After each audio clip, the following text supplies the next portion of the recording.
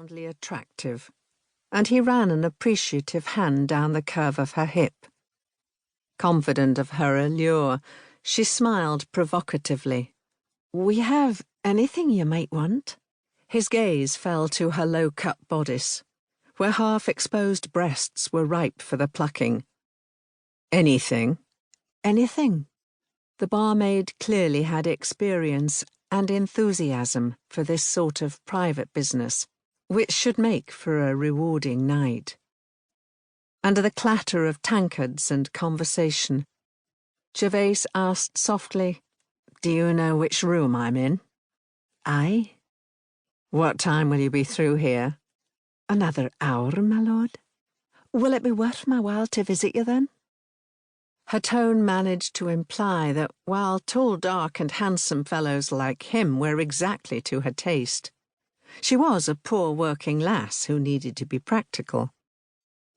Expecting this, Gervase had a gold coin ready to flip to the girl. She caught and hid it expertly before anyone else in the tap room could have noticed. "Will that suffice? As a token of my esteem?" Her smile revealed strong, irregular teeth. "Well enough, as a beginning." The price of the barmaid was inflated even more than the whiskey in the room. But since he was in a mood to buy, he raised his glass with a half-smile. "Until later, then." Her hips moved in lazy circles as she strolled away.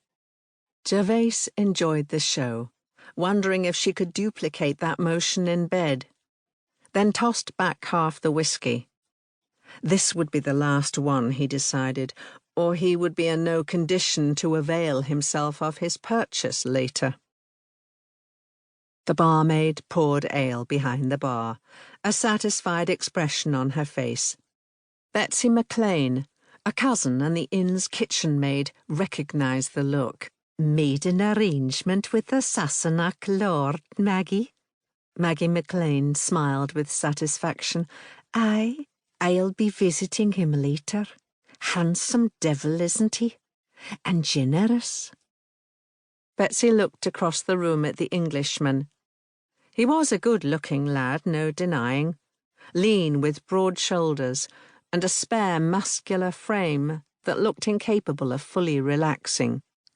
His lordship was in his early 20s, dressed with a simple, expensive elegance seldom seen in this remote corner of Britain. Though his features were regular, to her they were set too sternly to be considered handsome. His face gave nothing away, and in this crowd of drinkers he looked cool and distant. "I don't know, Maggie. I seen him earlier, close up, and those grey eyes of his gave me a cold grue. You can have him. I like that man of his better." "Have you been busy in that direction, Betsy?" Maggie asked, her eyes still fixed on her conquest. "Aye, we're meeting later. He may not pay as much, but at least when he looks at me I feel warm, not cold." Maggie snorted.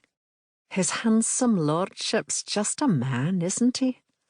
I know what he wants, and he'll have to please me to get it."